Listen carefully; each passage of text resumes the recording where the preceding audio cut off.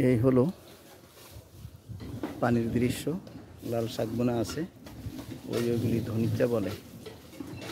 তো মাশাআল্লাহ এখানে ছাত্ররা জোহরের আজান হয়ে গেছে, তো গোসল করার ব্যস্ত আছে।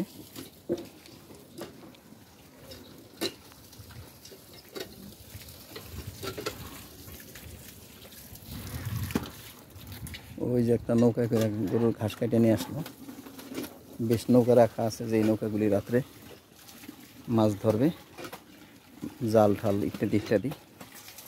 এই যে বেশ কয়েকটা নৌকা রাখা আছে, এবং এখানে যে ধুন্দুল, তারপরে তরুণ এই ধরনের সবজি চাষ আছে এগুলি।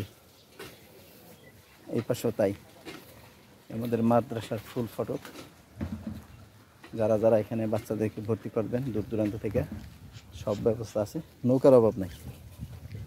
মাশাআল্লাহ গণলে হয়তো 30 খান নৌকা হবে।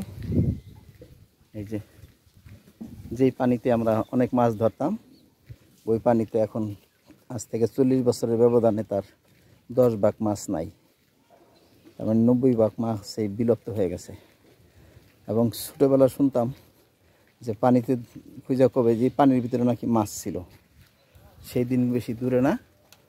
এই একটা শৈলের পোনা, একটা শোল কি টাকির পোনা, একটা টাকির পোনা, টাকির হয়তো আশেপাশে আছে, এখান থেকে বোঝা দেবো না।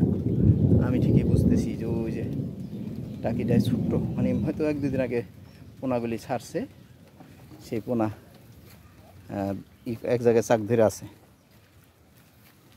মাশাআল্লাহ। তো বর্ষার কিছু দৃশ্য, কিছু নমুনা আইসা দেখলাম। নৌকা বেশ আছে এখানে, 30 খানের তো কম হবে না। এবং আমি ভাবতেছিলাম যে নামাজের ফাঁকে একটা গাড়ি পেলে আমাদের মসজিদে যে এই নামাজটা পড়ি, গাড়ি পাবো কিনা জানি না।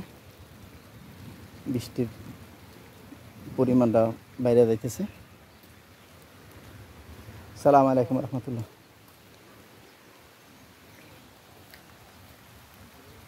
এটি বৃষ্টির পানি কিনা বর্ষার পানি ঢুকছে জানা নাই। কিরে ভাবছো সারা গাড়ি আসবো না, গাড়ি পাবো না,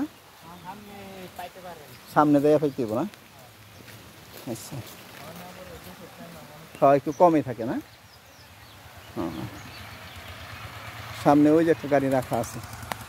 মাশাআল্লাহ গ্রাম্য দৃশ্য। আশেপাশে এই যে কাঁঠাল একটা আছে গাছে, পেঁপে গাছ, গাছগাছলা মোটামুটি আছে ভরপুরই, দুনো পাশে গাছ। রাস্তাটা মাদ্রাসার সৌভাগ্যে সৌজন্যে পাকা হয়ে গেছে। এখানে বেশ কয়টা হাঁস আছে, গোটা 20 হাঁস। যারা যারা ভিডিওর ওপরে দেখবেন অবশ্যই শেয়ার করবেন। ইউটিউবে ছাড়বো ইনশাআল্লাহ, ফেসবুকে ছাড়বো। বেশ কয়টা হাঁস আছে। আমি হালকা বৃষ্টিতে ভিজতেছি। আর সামনে বড় বড় হাঁসি মাশাআল্লাহ 20টার মতো হবে। আর ওই গাড়িটা দেখা যেতে, ওই 2-3টা গাড়ি দেখা দিতেছে। ওইখানে গেলে আমি গাড়িতে সাইডটা বসলে আমাদের সিপাহী বাড়ি মসজিদে যাই নামাজটা পড়তে পারবো ইনশাআল্লাহ। অনেক গভীর জায়গা, মাটি ভরতে কষ্ট হবে। বৃষ্টি হয়ে যাইতেছে, আমি রেখে দিলাম। আল্লাহ হাফেজ।